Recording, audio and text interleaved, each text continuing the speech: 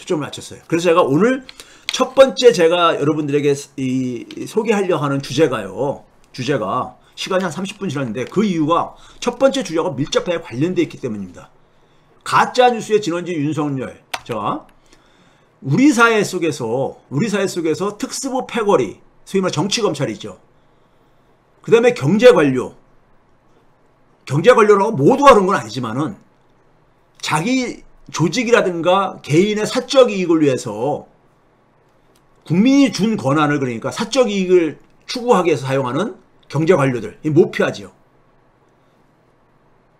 금융자본의 이익에, 자본의 이익에 복무하는 경제관료들이죠. 국민보다도요. 그리고 부패 언론, 이들은 그러니까 샴쌍둥이입니다. 샴쌍둥이에요. 이들이 한국 사회를 지배하는 법을 제가 오늘 소개하려고 하는 겁니다. 그리고 주인의식과 주인 역할을 할 수 있으려면 민주시민의 모습이라는 것은 어때야 되는가를 제가 오늘 이번 학기 학생들한테 실제로 제가 교육한 것이 한 일부입니다.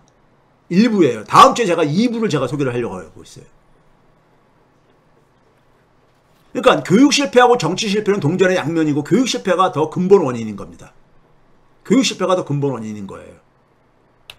자, 많은 공직자, 제가 지금 했잖아요. 대통령이 그러니까 가짜뉴스를 생산하고 있다 그랬잖아요. 대통령만이 아니에요. 이 정부는.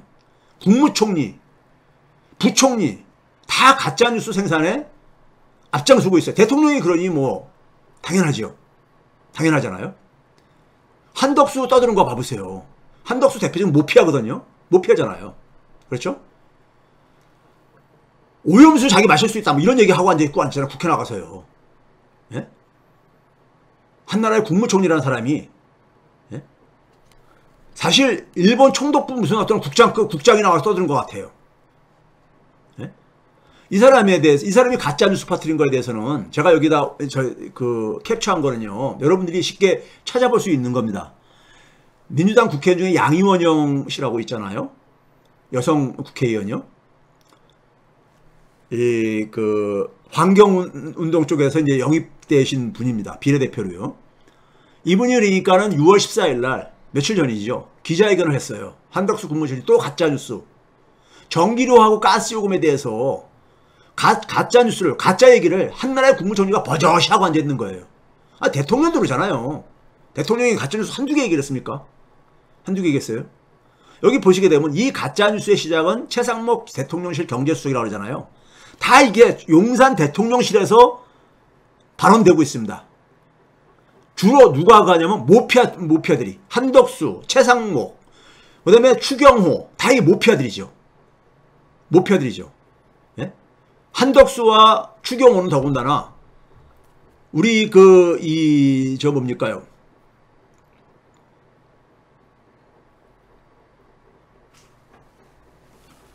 제가 생각나면 좀 말씀드릴게요. 저는 추경호 이 사람을 보게 되면요, 진짜 섬뜩해요. 괴물을 보는 것 같아.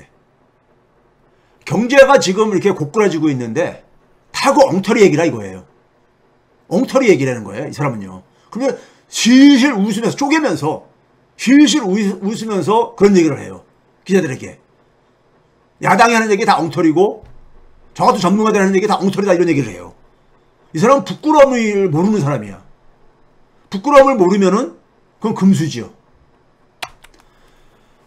자, 제가 이번 학기 학생들에게 이게 아주 일부입니다. 일부요. 제가 이번 학기 학생들을 어떻게 이제 훈련시켰는가를 여러분들이 대충 오늘 보면은 제가 강의실에서 어떻게 교육을 하는지를 아마 상상이 갈 겁니다. 학생들에게 제가 이런 자료를 여러분들이 성인이 되게 하기 위해서, 성인으로 만들어줘, 여러분들의 체질을 바꾸기 위해서, 고등학교 때와의 교육 방식과 다르게 하기 위해서 제가 여러분들에게 이제 하면서 처음으로 이제 첫 자료로 보여준 겁니다. 이게 뭐냐, 연합뉴스에 4월 18일 자료니까요. 그렇죠? 이게 중간 정도 이제니까는 이제 4월 18일이면 이제 중간고사쯤 됩니다. 초기에는 이제 그러니까 제가 이제 그러니까 돈이 무엇인가, 돈에 대해서 먼저 쫙 설명을 합니다.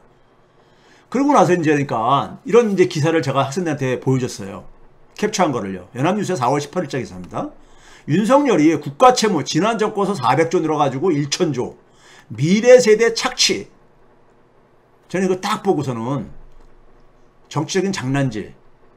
소위 말해서 지난번 선거에서 2030 세대를 가지고 굉장히 재미를 봤잖아요. 네? 2030 특히 남성 20대를 상대로 굉장히 재미를 봤잖아요. 그러니까 이게 뭐냐면요. 제가 이제 학생들한테 그래요. 여러분들 국가 채무가 그러니까 1000조가 됐다. 1000조가 넘었다. 이렇게 되게 되면 여러분 부담스럽지? 왜? 저 국가의 채무 저거 국민이 갚아야 되는데 결국은 지금 그러니까는 나이 드신 분은 다 거기에 대해서 그러니까는 죽고 난 다음에 우리들이 갚아야 되는 거 아닌가 이런 생각들을 여러분 하게 되죠. 그래. 그럼 거기에 끄떡끄떡해요. 그러니 이런 기사가 나오게 되면은 청년들은요. 20대 청년들은 굉장히 이 대통령이 이런 말을 했으니까 이건 사실일 것이고 이것이 사실이라는 것에 근거해가지고 굉장히 지난 정권에 대해서 굉장히 반감을 갖게 되는 거죠. 반감을 갖게 되는. 그걸 노리는 겁니다. 그걸 노리는 거예요.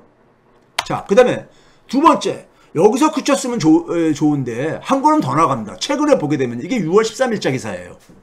6월 13일자 기사. 6월 13일이니까 최근이잖아요. 국무회의를 최근에 하면서 생중계를 했었죠. 그러면서 윤석열이 뭐라고 했냐면 전 정부 400조 빚 납세자한테 사기를 친 것이다. 이런 얘기를 했어요. 미래세대 착취라는 얘기 단골로 들어갔을 뿐만 아니라 납세자 사기다. 이런 얘기까지 했어요.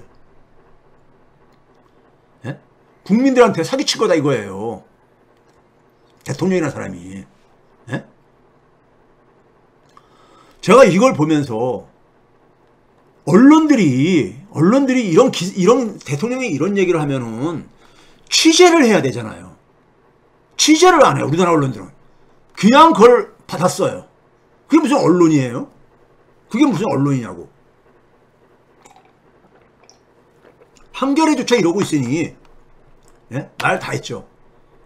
자, 그래서 이제 제가 학생들한테 그래요. 자, 국가 채무 1000조 원의 출처를 먼저 찾아보자 그래요. 국가 채무 1000조 원의 출처요. 국가 채무 1000조 원을 출처를 찾으려면요. 이거 일반 사람들 다 찾기 힘듭니다. 국가 채무 1000조 원 찾으면 여러분들 구글링 검색을 하게 되면요. 국가 채무 찾게 되면은 기재부가 만든 이나라지표라는 게 있어요. 이나라지표.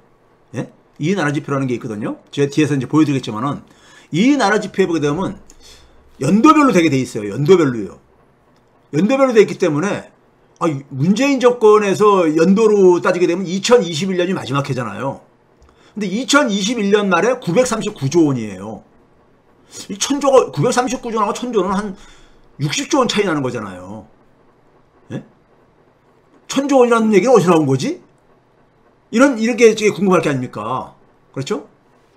그러면 그 다음에 이제 생각해야 되는 게 뭐냐면은 이 1000조 원을 찾아내려면 일반 국민들은 잘 쉽지가 않아요. 그래서 제가 학생들한테 무슨 얘기했냐면 국가 채무 관리는 누가 하느냐? 어느 부서가 하겠느냐? 국가의 재정과 관련된 일은. 그럼 기재부, 재무 관련된 일을. 국가의 기재부가 바로 그런 역할을 하는 데니까요. 그러면 기재부의 홈페이지에 들어가게 되면은 보도자료가 어느 공공기관이나 다 보도자료가 있습니다. 자기들이 그러니까는 자료를 제공하는 국민들에게 예? 공개하는요. 보도자료를 찾아보게 되면요. 정부의 그러니까 우리나라 국가의 그러니까는 중앙정부의 살림살이에 대해서 살림살이를 정리한 것이 매달 발표가 되고 있습니다. 매달 발표가 되고 있어요. 예? 세금은 얼마가 거쳤고 지출은 얼마를 했고 이런 것들을 포함해가지고 당연히 그러니까 국가 채무도 쭉 자료가 돼 있죠. 그 자료가 바로 뭐냐 월간 재정동향이라는 게 있습니다. 매달 발행한다는 얘기죠. 월간이라는 얘기는요. 재정동향이라는 이런 게 있어요. 여러분도 한번 이제 관심이 생기면 찾아보세요. 이게 2022년 6월호까지 나와 있어요. 이거를 이제 이제 보면 나오는데 이걸 보시기 전에 아까 제가 얘기했잖아요. 국가 채무라는 것을 그 월간 재정동향에서 쭉 보다 보면은요. 거기 굉장히 양이 많습니다. 말하자면 국가 채무라는 게 튀어나와요. 그 월간 재정동향 안에 페이지에 보게 되면요. 국가 채무 해가지고 가로내놓고 중앙정부라고 이렇게 한 칸에 보게 되면요. 월별로 이제 좀 소개가 되고 있습니다. 월별로요. 그러면 2022년 4월 달에 맨 끝에 보게 되면 2022년 4월 달까지가 지금 집계되어 있거든요. 올해 같은 경우는 2023년이죠.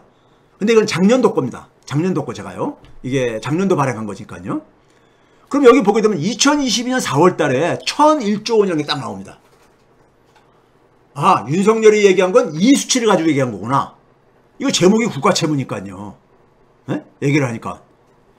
근데 21년 말에는 939조 원이었었거든요. 939조 원.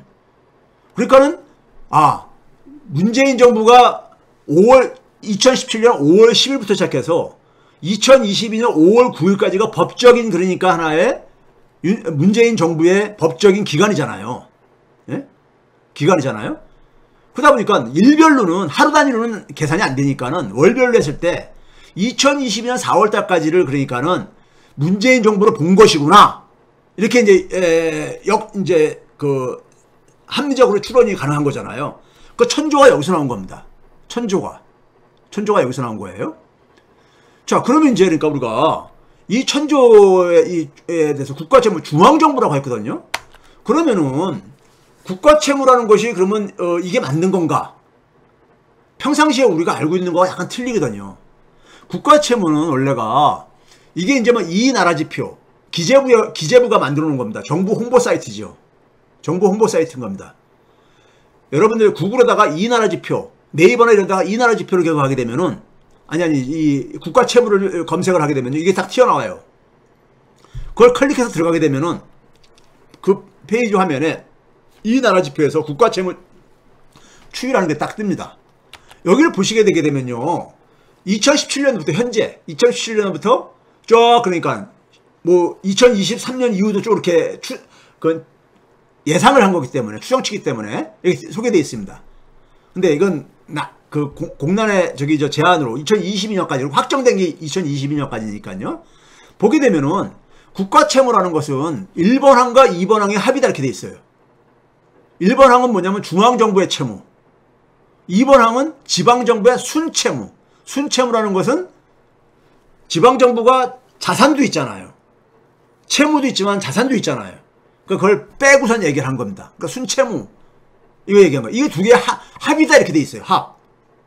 혹은 뒤에서 얘기하겠지만은 적자성 채무도 1번, 금융성 채무도 2번 돼 있으니까 적자성 채무와 금융성 채무의 합이다 이렇게 정의가 이렇게 표현되어 있잖아요. 이 테이블에 보게 되면요. 그렇죠? 이렇게 표현되어 있어요. 그럼 여기에는 보게 되면은 중앙정부하고 지방정부가 같이 되어 있는데 왜 지방정부는 빼고선 아까 얘기를 했지? 이게 궁금하죠? 자, 지방정부만을 볼게요. 지방정부의 순채무만을 보게 되면은 문재인 정부가 시작한 해가 2017년도잖아요. 그 당시에 32조 8천억 원이었습니다. 제가 빨간색으로 박스를 해놨죠. 근데 문재인 정부가 끝나는 2021년도에 31조 5천억 원. 오히려 줄어들었죠. 줄어들다 보니까 여기서 한 1조 3천억 원이 줄어들다 보니까는 중앙정부 채무를 기준으로 쓴 거예요. 중앙정부 채무를 기준으로. 다시 한번 볼게요. 국가채무 해가지고 가로 해놓고 중앙정부라고 돼 있잖아요. 중앙정부만의 국가채무를 또 볼 수 있는 근거가 있습니다. 그 기재부의 이 나라 지표에 여러분들이 보면 이해할 수 있는 정도의 내용이기 때문에 한번 들어가 봐보세요. 그 표 밑에 보게 되면 국가채무 개념 해가지고 소개되어 있습니다. 평상시에 국가채무를 가지고 별소리 다 떠드는 사람들이 있는데, 예? 뭐 연금까지 포함해서 얘기하는 사람들이 그러는데, 여기 보게 되면요, 우리나라 국가채무 개념은 이건 IMF 기준에 따르게 되어 있습니다. 일반적으로요. 대부분 나라들은요. 그러니까 정부가 직접적인 상환 의무를 부담하는 확정된 채무만을 의미한다고 그렇게 되어 있습니다. 예? 확정된 채무만을. 그렇기 때문에 정부가 보증한 채무는 국가채무에 속하지가 않습니다. 왜? 이거는 뭐냐면 일단 그 공공기관이나 이런 데서 그러니까 만약에 채무를 했는데 그 정부가 보증을 하지요. 근데 그게 이제 문제는 뭐냐면은 못 갚은 상황이 되기 전까지는 확정된 게 아니라 이거죠. 확정된 게 아니라는 얘기예요. 그래서 포함하지 않습니다. 그 다음에 4대 연금의 잠재부채. 그러니까 앞으로 그러니까 이제 우리가 국민연금 같은 거 이런 거 이제 공무원연금과 지급제 해야 되잖아요. 이런 것들도 그러니까 중간중간에 변할 수가 있잖아요. 연금 개혁이라는 이런 것 때문에. 그래서 미확정 채무로 분류가 됩니다. 그래서 이것도 국가채무에 해당하지가 않아요. IMF 기준이 그렇다는 얘기입니다. IMF 기준이요. 예? 그 다음에 공기업 부채는, 공기업도 기업이잖아요. 정부가 그러니까 대개 그러니까는 뭡니까? 그 공기업에 대해 부채에 대해서 말들이 많은데 기업은 기본적으로 삼성전자도 기업 부채 굉장히 많잖아요. 기업의 부채는 자산의 일부거든요. 네? 일부란 말이에요. 그거는 기업 경영을 위해서 필요로 하는 거예요. 네? 그렇기 때문에 공기업 부채는 국가 채무에 포함하지 않습니다. 포함하지 않아요. 근데 맨 밑에 파란색으로 해놓은 거 보게 되면 우리나라 국가재정법이라는 게 있죠. 국가재정법이라는 게 있습니다.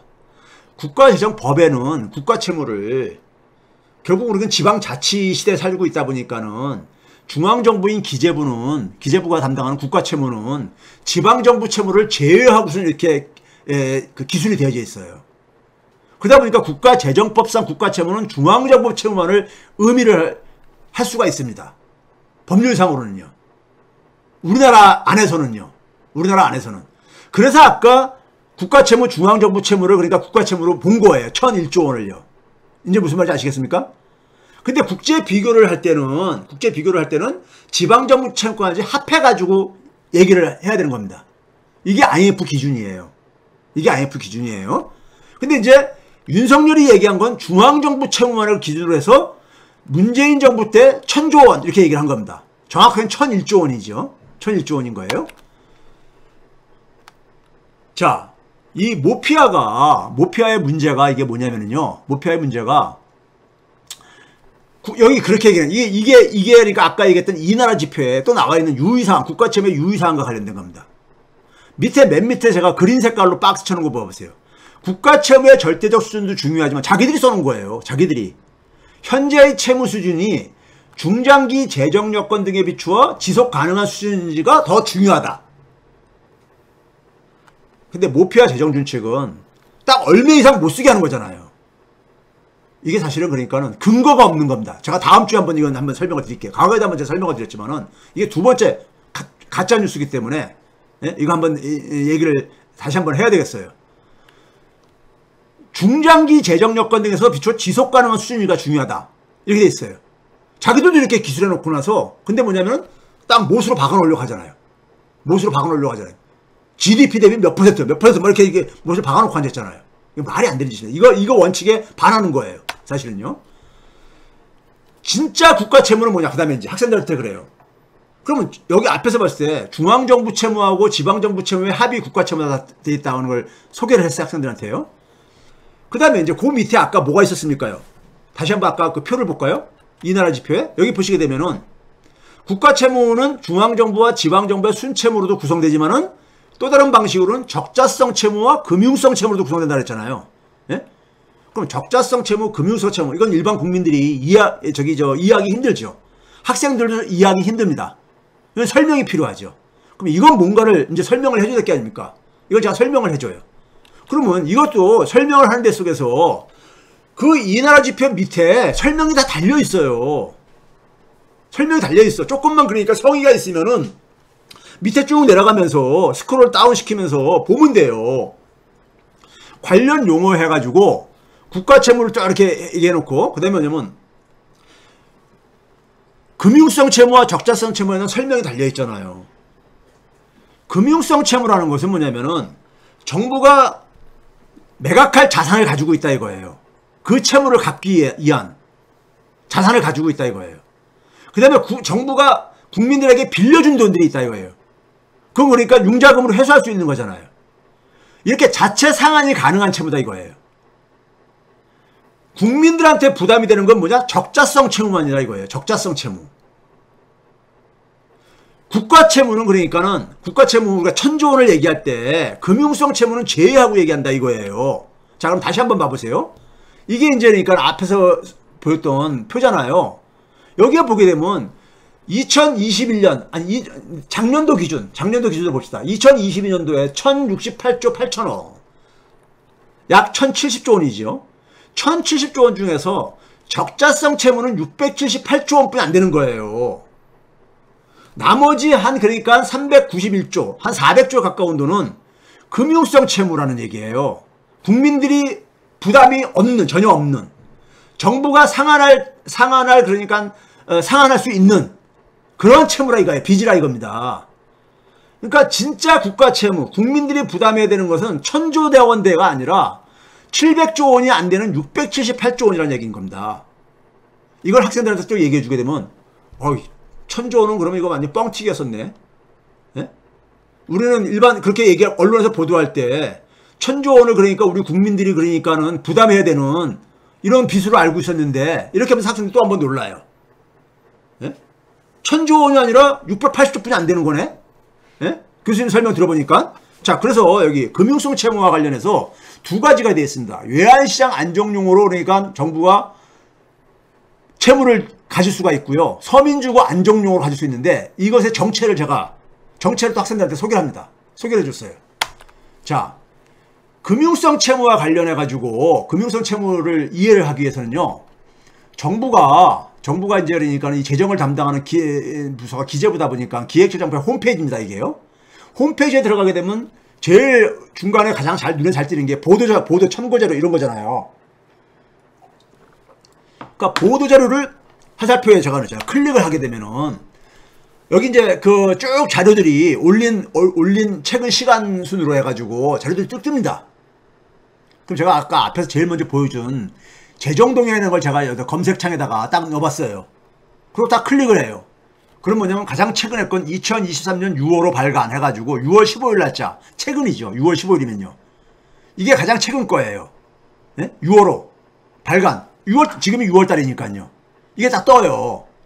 그럼 옆에서 이걸 클릭하게 되면은, 클릭해가지고 보게 되면, 거기에 이제 그러니까 우리가 디지털로 된 그러니까 책자가, 월간 재정동향이라는 책자가 쭉 나오게 되고, 그 안에를 쭉 들여다보게 되면요.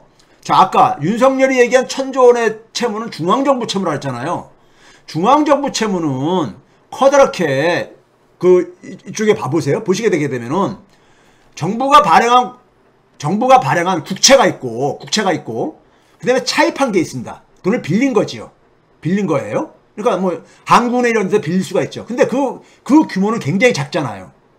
전체 그러니까는 지금 2023년 4월달 기준으로 1073조 원인데 차입금은 그러니까 1조 7천억 원뿐이 안 되니까는 맨 밑에 줄에 끝에 보게 되면요. 거의 없죠. 그러니까 대부분이 국채입니다. 국채. 근데 국채는 커다랗게 세 가지로 나눴잖아요.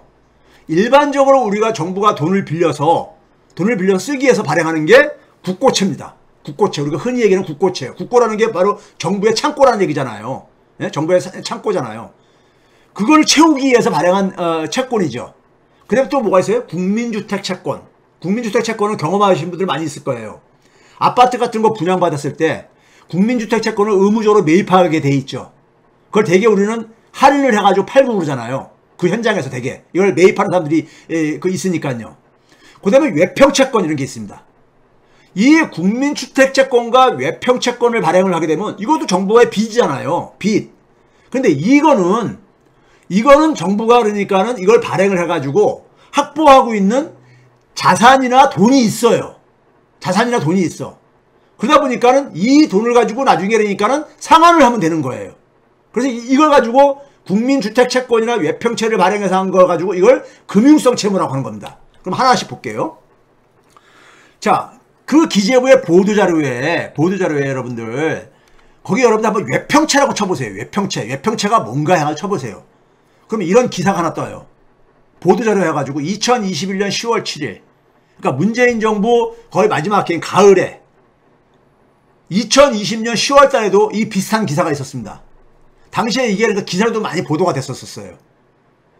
그래서 외평채를 성공적으로 발행했다. 역대 최저 가상금리다. 심지어 뭐냐면 유로화 표시 채권은 마이너스 금리로 발행했다. 이런 거. 그러니까 마이너스 금리라면 일반 국민들이 볼 때는 이게 그러니까 잘 이해가 안 가는 거거든요. 우리가 쉽게 얘기해서 은행에다 내가 1000만 원을 예금을 하게 되면은 마이너스 1%라는 얘기 뭡니까요? 나중에 찾을 때 1%면은 10만 원이잖아요. 1000만 원에 1%면요. 10만 원을 제한 990만 원만 돌려받는다는 얘기예요. 마이너스 1%라는 얘기는요. 예? 그러니까 정부가 돈을 조달하기 위해서 발행하는 게 채권이잖아요. 국채잖아요. 근데 그것을 원화표시 채권도 발행할 수 있고요. 아니면 외화, 달러라든가 유로화 자금을 확보하기 위해서는 달러 표시 채권이나 유로화 표시 채권으로도 발행할 수 있는 거예요. 해외에서. 예? 근데 외평채라는 건 바로 뭐냐면요. 뭐의 약자냐면은 예국한 평형기금을 마련하기 위한 채권입니다. 예국한 평형기금. 예국한 평형기금은 뭐냐? 학생들한테 제가 얘기해요. 이건 말이 용어가 길어서 그런데 어려운 용어가 아니다. 예국한 하면 뭐예요? 예국환이라는 게 뭐예요? 환이라는 게 돈을 얘기하잖아요. 예국 돈이라는 얘기입니다. 예국환은. 예국 돈이죠. 평형이라는 게 뭐예요? 평평하게 만든다는 얘기잖아요. 평평하게. 균형을 맞춘다는 게, 평평하게 균형을 맞춘다는 얘기잖아요. 예국환의 가치를 그러니까 우리가 평평하게 균형을 이룬다는 얘기 뭐예요? 환율 얘기잖아. 환율이요. 환율을 안정시키기 위해서 그러니까 우리가 조달하는 확보하기 위해서 마련한 돈이 예국한 평형 기금입니다. 우리가 기금이라는 것은 정부 예산에 기금은 그 목적에 따라서만 쓸 수 있는 돈입니다. 기금이라는 것은 기금법에 따라서요.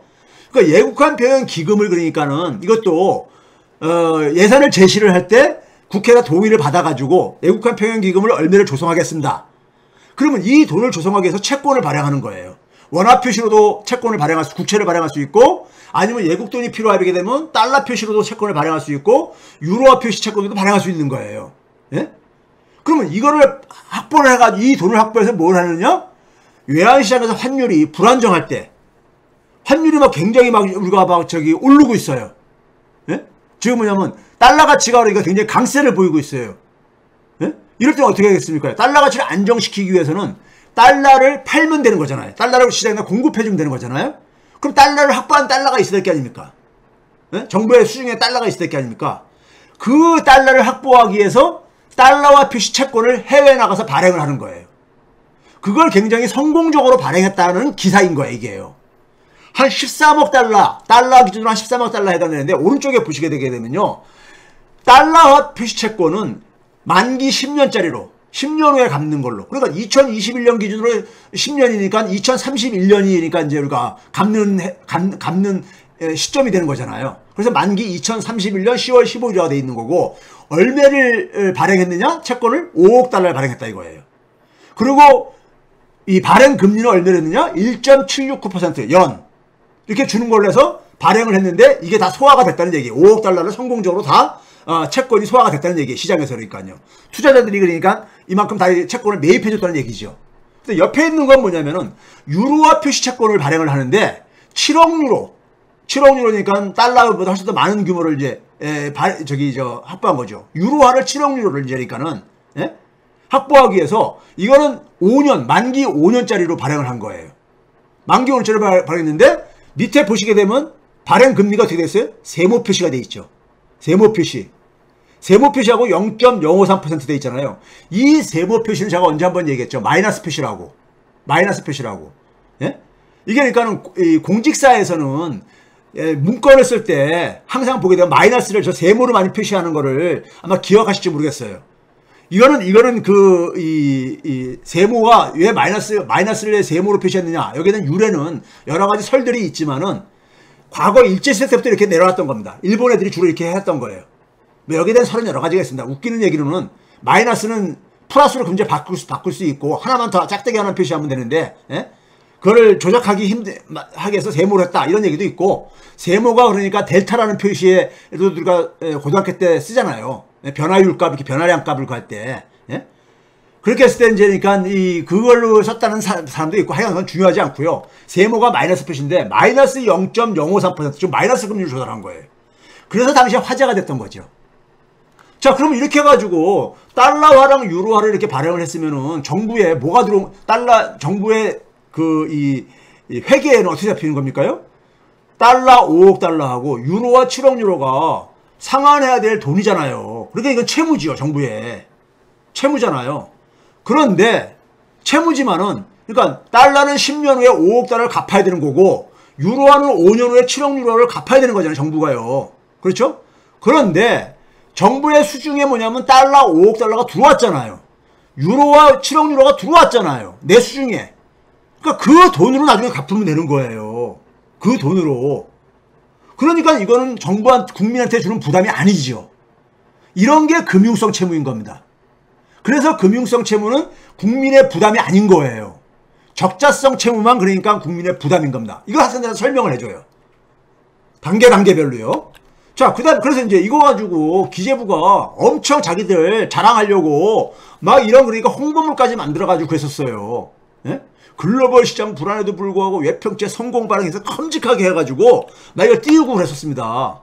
아까 그 내용을 이렇게 크게 이걸 확대해가지고 이렇게 소개하고 그랬었어요. 그렇죠? 그 다음에 이제 아까 뭐 또 있었어요? 아까 또 뭐가 있었습니까? 국민주택 채권이라는 게 있었잖아요. 외평채권 옆에 국민주택 채권이 있었잖아요. 이 국민주택 채권이 뭡니까요? 국민주택 채권은 여러분들 가장 가까운 부서가 어디냐면 주택도시기금이라고 있죠. 주택도시기금이요. 우리 허그라고 우리가 많이 저기 하고 있느냐. 예? 여기 보게 되면 이런 주택도시기금에서는 주로 뭘 합니까요? 말 그대로 주택의 도시를 공급하는데 서민들의 주거 안정을 위해 가지고 어떤 사업을 합니까? 대충 밑에 보게 되면 이게 홈페이지에 있는 겁니다. 예? 주택도시기금 홈페이지에 전세자금도 빌려주고 그 다음에 뭐냐면 공공주택, 임대주택도 건설해가지고 서민들한테 주택을 가잖아요. 여기에 쓴 돈을 마련하기 위해서, 여기에 필요한 자금을 마련하기 위해서 발행하는 게 국민주택 채권입니다. 우리가 아파트 분양받으면은 국민주택 채권을 의무적으로 구입하게 돼 있어요. 그러면 되게 그 채권이 만기가 길기 때문에 일반 서민들은 그거를 그러니까 투자 차원으로 갖고 있기가 지금 집을 구입하면서 돈도 많이 들어가게 생겼는데 그 채권 구입에다가 돈을 그러니까 투입할 여력이 없거든요. 그러니까 바로 그 채권을 그러니까 할인해가지고 그냥 팝니다. 현장에서 그걸 그러니까 매입하는 사람, 수거하는 사람들이 있습니다. 그 채권에 투자하는 사람들이 있기 때문에. 예? 좀 이제 조금 약간 이제 그러니까는 그 믿지더라도 이렇게 팔아버립니다. 그렇죠? 그렇게 해가지고 정부가 그러니까는 이 국민주택 채권을 팔아가지고 마련한 돈이잖아요. 돈이요. 그 돈으로 이런 전세자금도 빌려주고 공공임대주택도 지어가지고 공공임대를 분양해주고 그러는 거예요.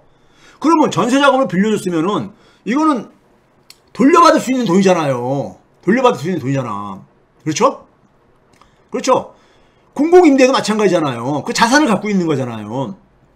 그러니까 이 국민주택 채권을 발행하게 되면은 정부가 그러니까 국민주택 채권을 그러니까 만기가 되면 상환을 해야 되잖아. 그런 점에서 그럼 부채입니다. 채무인 거예요. 채무지만은 정부가 그걸 채권을 발행해서 돈을 확보했잖아. 돈을요. 그 확보한 돈을 가지고 전세자금도 빌려주고 공공임대주택도 짓고 그랬잖아요. 그래서 그 돈들은 그러니까는 전세자금 회수하게 되면은 그 돈으로 그러니까 국민주택 채권을 그러니까 갚을 수가 있는 거잖아요. 그런 점에서 이것도 금융성 채권인 거예요. 금융성 채무인 겁니다. 그러니까 국민한테 부담이 안 가는 거죠. 정부가 그러니까 상환할 수 있는 자산을 가지고 있는 거죠. 재원을 가지고 있는 거죠. 이걸 이제 학생들한테 쭉 설명을 해줘요. 그럼 학생들이 생각할 때 국민이 부담하는 게 1000조 원이 아니네. 700조 원도 안 되네. 왜 이걸 뻥 튀겨? 예? 국민을 겁박하는 거잖아요. 1000조 원이란 말하고 700조 원도 안 되는 거하고는 엄청난 차이잖아요. 그렇죠? 이게 벌써 거기서 뻥튀기 하는 거예요. 1000조 원은 사실이 아니다 이거예요. 그러니까 주택도시기금법이라는 게 있단 말이에요. 거기 보게 되면 7조에 국민주택 채권의 발행을 관련해서 정부는 1항이 뭐냐면 정부는 국민주택 사업에 필요한 자금을 조달하기 위하여 국민주택 사업에 필요한 자금 조달이라고 돼 있잖아요. 기금에 부담을 하기 위해서 국민주택 채권을 발행할 수 있다 이렇게 돼 있고 기획재정부 장관이 발행한다고 돼 있잖아요. 그러니까 이 채권을 발행하게 되면 정부의 채무에 속하는 거예요. 왜? 채권이 만기가 됐을 때 상환을 해야 되기 때문에. 그런데 문제는 뭐냐면 그걸로 돈을 확보했잖아요. 확보한 돈이 있잖아. 아까 외평채처럼요. 네? 외평채처럼. 그렇죠? 이거는 그 주택도시기금에 국민주택 채권에 대해서 얼마에 그러니까 팔 수 있고 살아야 되는가 이거에 대한 설명서도 달려있는 것들입니다. 자, 그 다음에 아까 1000조 원은 그래서 설명을 했어요. 1000조 원이 그러니까 얼마나 황당한 얘기인가를 이제 지금 얘기를 했다면요.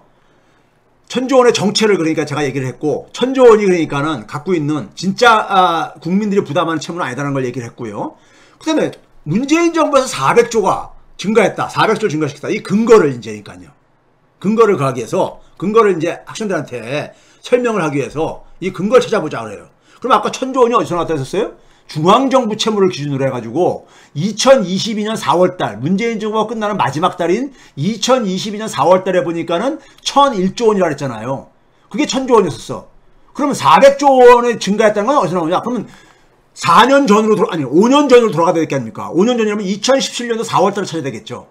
2017년도 4월달과 관련된 재정 동향을 찾으면 되는 거예요. 아까 기재부의 보도자료에서 재정 동향을 찾아가지고요. 예? 그래서 국가재정법에 보게 되면은 아까 중앙정부 채무만을 사용을 한 이유가 국가의 회계는 중앙정부의 회계잖아요. 지방정부, 서울시의 회계는 분리되어 있잖아요. 그렇기 때문에 중앙정부 채무를 국가채무로 국내에서는 쓸 수 있는 법적인 근거는 있습니다. 예? 그런데 2022년 아까 얘기했듯이 2022년 4월달에 1001조 원이다 이거예요. 2022년 4월달에 문재인 정부의 마지막 달이죠. 임기 마지막 달 2022년 4월달 지난해 4월달이요. 그게 1001조 원이다 이거. 이걸 가지고 윤석열은 1000조 원 얘기하는 거예요. 이 사람이 제가 볼 때 이거 보지도 않았을 것이고 추경을 하든가 그 다음에 최상목이 입력한 대로 떠드는 거예요. 제가 볼 때는. 그러면 400조 근거는 뭐냐? 그러면 2017년도 월간 재정 동향을 추적하면 되는 거죠. 2017년도에 7월 달에 발간된 월간 재정 동향을 그래서 아까 그 보도자료에서 검색을 하면 나와요. 튀어나와요. 그걸 딱 열면은 어떻게 되어 있느냐? 거기도 보면은 5번에 국가채무 중앙정부 합해가지고 2017년 4월에 얼마가 돼 있어요? 621조 원 돼 있잖아요. 621.3조 원. 621조 원. 그럼 아까 1001조에서 621조를 빼게 되게 되면은 400조 아니잖아요.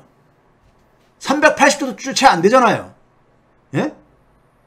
380조를 그러니까는 뻥튀긴 거야. 20조를 뻥튀긴 거야. 예? 뻥튀긴 거야. 예? 아니, 반올림 할 수 있는 거 아니냐. 이렇게 얘기할 수 있지만은, 그렇게 반올림 하면은, 아니, 그렇다고 해서 380조하고 400조가 같은 20조가 그러니까 애들 장난입니까? 예? 400조가 아니라 380조가 해서 3천억 원이 부족하다 이거예요. 예? 언론들이 이걸 지적해 줘야지. 400조를 끼워 맞추려면 어떻게 되냐면요. 2017년 1월달하고 비교해야 돼. 2017년 1월달은 근데 문재인 정부 아니잖아요. 예? 설마 저걸 가지고 했겠느냐마는 하여간 문재인 정부 출범 직전이 621조 원이었어요. 그리고 끝나는 마지막 달이 1001조 원이야. 그럼 1001조 원에서 621조 원 빼게 되면은 380조 원이 채 안 된다 이거예요. 380조 원이. 예? 380조 원 채 안 되는 거 400조 원이라고 뻥튀긴 거야. 예? 뻥튀긴 거란 말이에요. 자, 그 다음에 이제 우리가 그러면 이제 문재인 정부가 국민들에 대해 사기를 쳤다는 게 400조 원이나 5년 동안에 국가 채무를 증가시켰다 이거예요. 근데 아까 1000조 원이라는 게 진짜 국가 채무가 아니라 했잖아요. 그렇죠? 그런 점에서 가짜고. 그러면 보수 정권하고 한번 비교해보자 이거예요. 보수 정권하고. 문재인 정권 5년 동안에 연평균 76조 원이 증가했습니다. 76조 원이 굉장히 많이 증가한 거죠. 많이 증가한 겁니다. 그런데 학생들한테 그래요. 문재인 정권 5년 동안에 그 증가액의 추이를 한번 들여다봐라. 그럼 학생들이 뭘 발견하냐면요. 2020년 전과 후로 엄청난 차이가 생긴다 이거예요. 2019년까지 그러니까 2020년 이후와 2020년 이전하고 엄청난 차이가 생기는데 2020년 전에는 연평균 29조 원뿐이 안 증가했더라 이거예요. 2020년 이후에 129조 원으로 증가한 거야.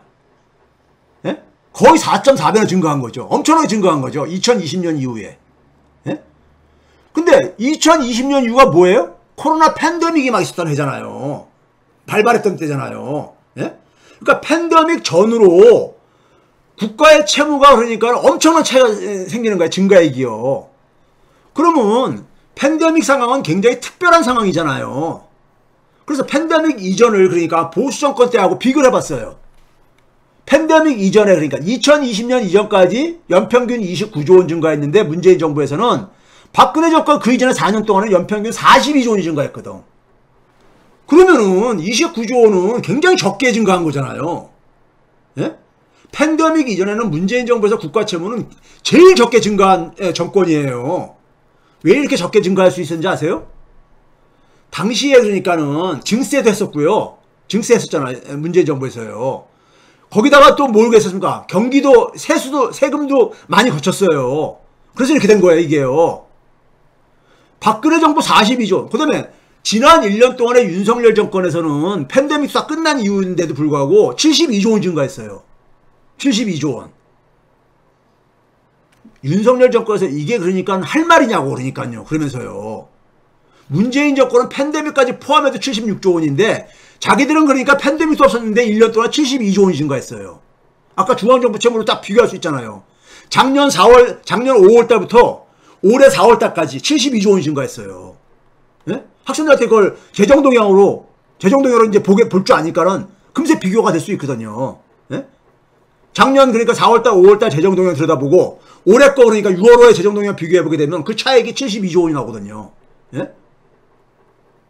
그 다음에 이제 여러분, 문재인 정권에서 팬데믹 시기에 굉장히 많이 증가했단 말이에요. 어찌됐든 간에요. 그러면 이 당시에는 그러니까는 우리가 팬데믹 상황이 어떤 상황입니까? 경제 생태계가 붕괴됐었잖아요. 사람들 집 밖에 못 나오게 하고 사람들 접촉을 그러니까는 차단시키고 그랬잖아요. 그래가지고 경제 성장률이 곤두박질 치고 막 그랬잖아요. 그런 상황 속에서 정부는 뭐냐면 위기 재정을 편성을 했잖아요. 위기에 대응하기 위해서 재정을 편성을 했잖아요. 그 결과물입니다. 그 결과물이야. 자, 그럼에도 불구하고 학생들한테 연평균 129조 원이라는 것은 적지 않은 돈이기 때문에 이걸 객관적으로 우리가 좀 살펴보자. 코로나 팬데믹은 마침 우리나라만 겪은 게 아니라 전 세계가 다 겪었으니까 국제적으로 비교할 수 있지 않느냐. 그래서 학생들한테 제가 뭐냐면 마지막으로 이제 국가 채무에 대해서 되게 좀 감이 왔으니까는 국제적으로 비교를 한번 해봐라. 이걸 과제로 내줘요. 과제로 내줘요. 그 다음에 해서 제출을 해봐라. 해요. 그 다음에 이거를 찾아볼 수 있는 거를 제가 이제 국제결제은행이 각국의 중앙은행이라는 데가 국제결제은행이잖아요. 중앙은행이 보내준 자료를 가지고 경제통계에 대해서 가장 우리가 중심이 되는 건요. 각국 중앙은행의 통계자료입니다. 중앙은행의 통계자료인 거예요. 그러니까 중앙은행이 보내준 자료를 가지고 구성한 국제결제은행에 들어가게 되면요. 가계채무, 기업채무, 국가채무가 다 이렇게 비교가 돼 있어요. GDP 대비로 돼 있고 절대액으로 돼 있고 이렇게 돼 있어요. 그걸 가지고 한번 국제 비교를 해봐라. 이걸 과제를 줘요. 그 다음에 각국별로 자기 나라 통화 단위로 그러니까 이게 국가 채무액이 돼 있기 때문에 그걸 환율을 찾아가지고 한국 돈으로 환산을 해가지고 정리를 해봐라. 이게 어느 학생이 제출한 거예요. 한 학생이 제출한 걸 제가 그대로 옮겨온 겁니다. 그러면 2020년, 21년 2년간에 한국은 얼마가 증가했냐면요. 한 248조 원이 증가했어. 248조 원이요. 그러니까 아까 얘기했듯이 한 129조 원씩 평균 증가했다는 게 바로 여기서 나오는 거예요. 예? 근데 미국은 얼마가 증가했냐?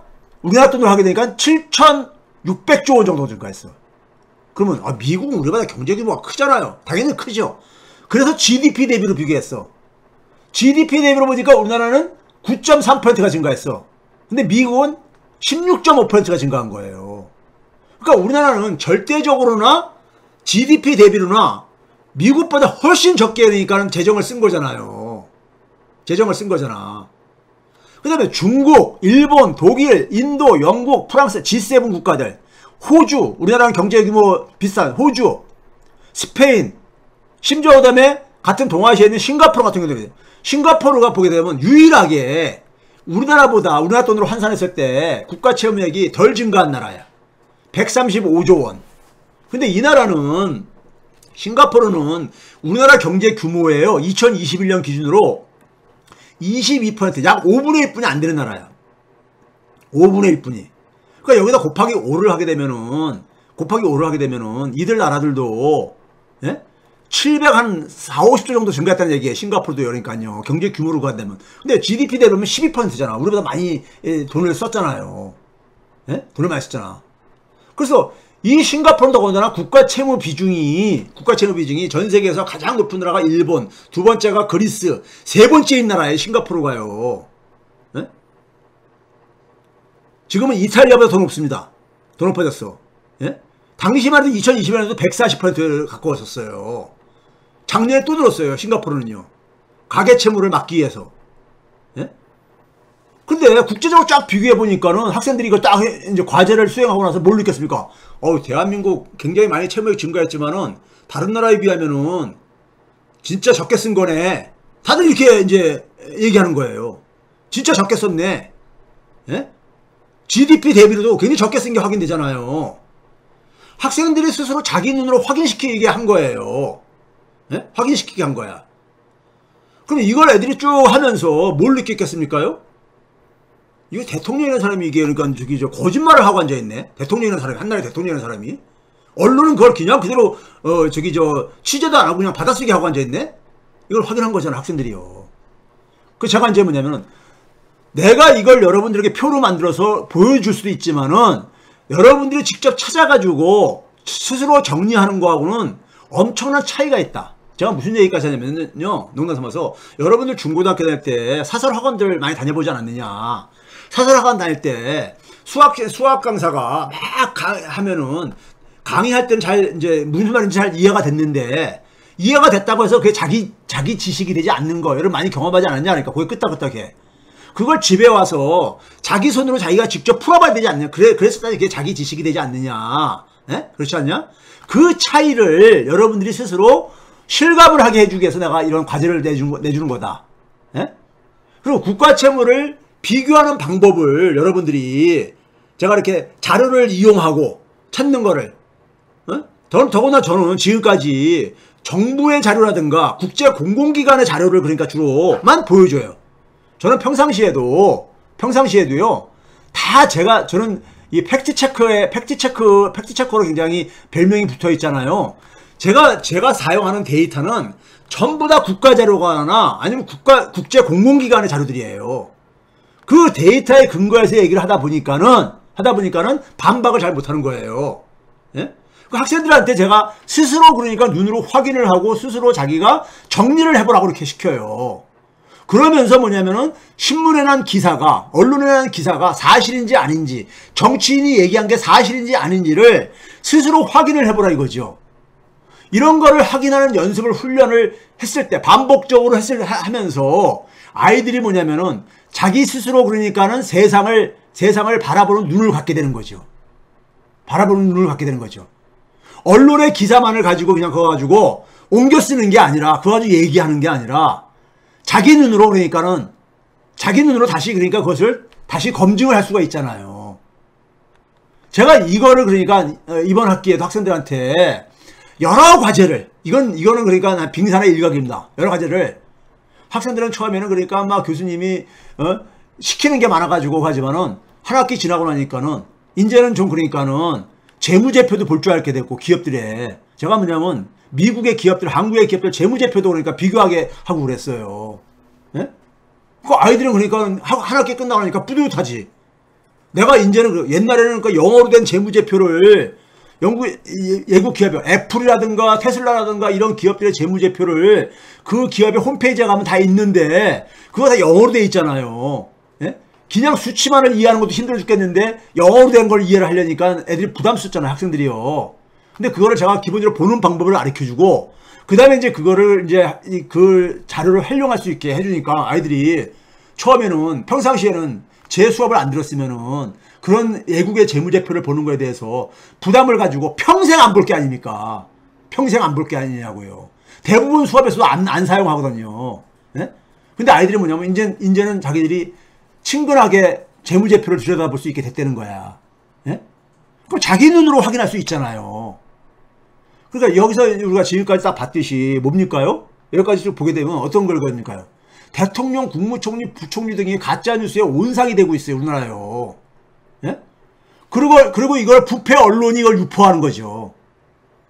그리고 국민들과 이 자기 눈이 없는, 세상을 보는 자기 눈이 없는 국민과 특히 어린 학생의 눈과 귀를 가리는 거잖아요.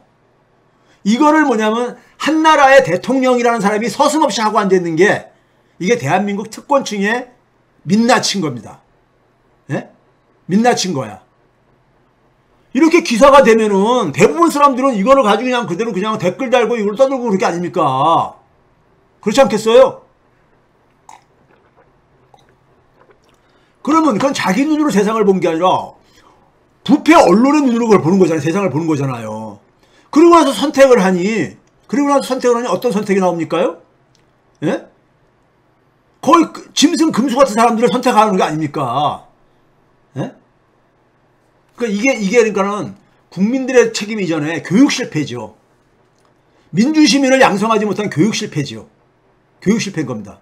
왜 이런 짓거리를 하느냐? 우리 사회 특권층들은 예? 정치검찰 모피와 부패 언론들이 이게 전면에 서면서 자본이 뒤에 있고 이들은 뭐냐면 세습 사회를 꿈꾸잖아요. 자기들의 특권이 그러니까 자기들은 특권을 누리고 싶고 그 특권을 그러니까 대를 이어서 특권을 누리고 싶은 세습 사회를 꿈꾸잖아요. 그런 점에서 우리 사회 특권층은 반민주적이고 부패 세력일 뿐만 아니라 반민주적이고 반사회적이고 반인간적인 세력이죠. 반교육적이잖아요. 예? 반교육적이잖아요. 아이들한테 자라나는 아이들한테 가짜뉴스를 거짓말을 하고 있는 거잖아요. 공직자들이라는 게. 예? 그렇게 해서 세습사회를 만드는 거예요. 예?